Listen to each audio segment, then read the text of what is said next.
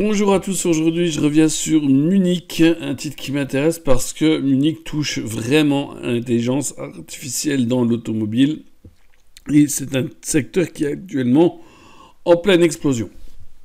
Il y a 2 ou 3 ans, le marché s'était amusé et s'était pris à spéculer sur Navia, sauf que Navia, c'était un pari perdu d'avance. Navia, c'était un constructeur de bus qui évoluait de manière autonome sans conducteur.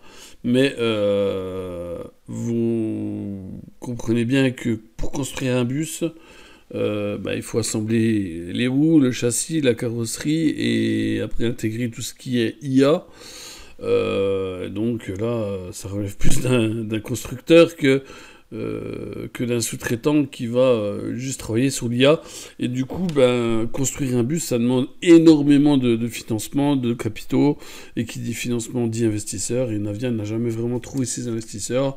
Ce qui fait que Navia a utilisé des produits dilutifs, extrêmement dilutifs. Et en plus, par-dessus tout, le fonds, on avait un fonds qui vendait à découvert ses titres. Et donc du coup, on a un titre qui s'est retrouvé quasiment à zéro en redressement judiciaire avant d'être acheté par des Chinois parce que oui, Navia existe toujours, mais plus en France. Alors l'idée était bonne, parce que c'était l'IA qu'il faut jouer très clairement et l'IA, vous la retrouvez aujourd'hui sur des sociétés comme Munich ou Arcure par exemple. Dans le compartiment des small, il y a également sur de plus grands groupes. Comme Valeo, on retrouve également de l'intelligence artificielle. Munich m'intéresse particulièrement. Munich, je la compare un petit peu à Memscap qui fait des MEMS pour justement les avions, etc. En fait, c'est des petites pièces électroniques qui permettent sur lequel les sociétés margent énormément. On a du 40-50% de marge sur ce genre de pièces, et ça veut dire qu'avec peu de chiffre d'affaires, ce genre de société peut générer tout de suite de gros bénéfices. C'est ce qui s'est notamment passé sur Memscap en 2024, où on a un cours qui passe de 1 euro à 8 euros, une multiplication par 8 du cours de bourse. Et là, je suis pas surpris. Et clairement, Munich peut faire pareil. Aujourd'hui, c'est une société qui vaut 6 millions d'euros et qui pourrait, avec 14-15 millions d'euros de chiffre d'affaires, et qui pourrait être rachetée déjà, c'est une société opéable, mais une société qui peut faire tout de suite 50-60 millions d'euros et 2-3 millions de bénéfices. Voilà, si elle arrive à décrocher des gros marchés. Et ce qui est intéressant de dire, c'est que si on regarde le cours un petit peu de Munich, le cours a commencé à frémir en octobre parce que la société, avec son PDG, a délivré une interview dans laquelle ils expliquent qu'il y a un retour croissance à venir dès 2025. Et le PDG explique qu'il a décroché un partenariat majeur avec un géant mondial de l'automobile, notamment pour diagnostiquer la santé de la batterie des voitures électriques.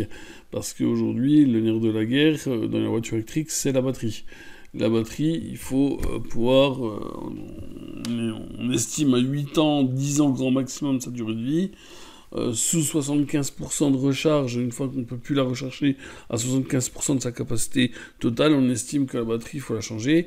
Et donc tout ça, il faut des logiciels, il faut des remontées de données pour savoir si la batterie est en bon état ou pas en bon état. Si la batterie n'est pas en bon état, alors l'achat d'un véhicule électrique n'est vraiment pas intéressant. Voilà, faire bien attention.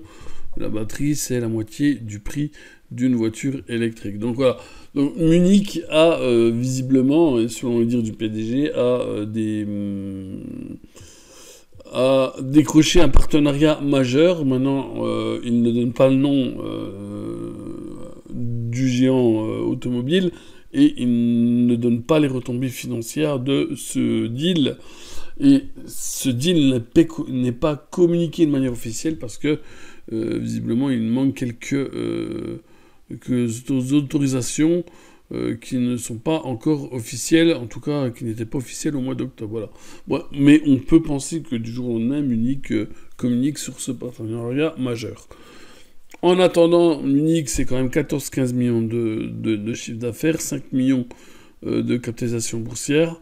Et il est logique que le titre rebondisse quand même parce que cette société a touché une grosse subvention de la part de l'État déjà en septembre, n'a pas besoin de faire d'appel au marché aujourd'hui. Et puis également intéressant de voir que le PDG est fortement impliqué dans le capital de Munich puisqu'il détient environ 18 à 19% du capital de sa société.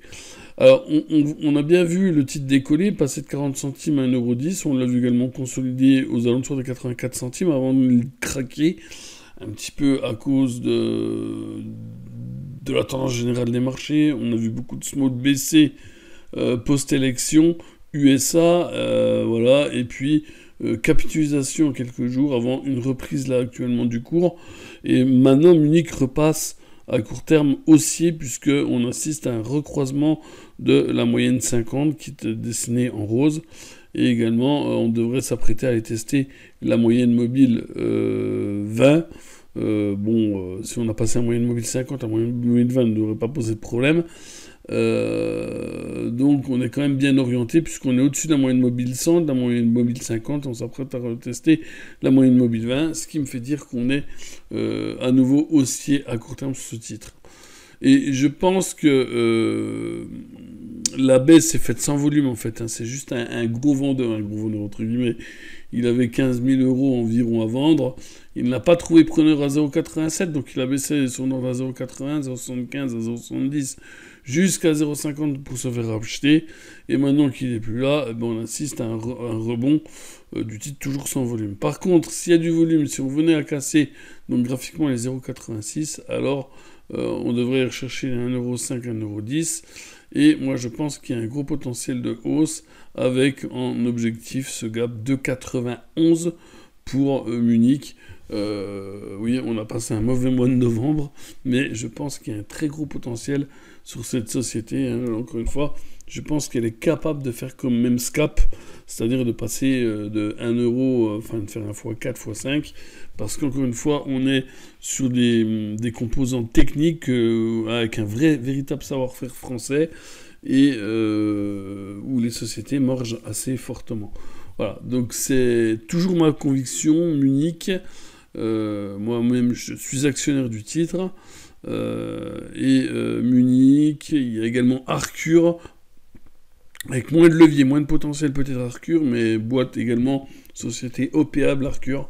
Donc deux titres vraiment que je suis dans l'IA et qui pour moi devraient être sous les feux des projecteurs en 2025. Voilà. Je vous remercie pour votre écoute. Je vous dis à bientôt sur SCT, www.smallcapstrading.fr. Ciao, bye bye.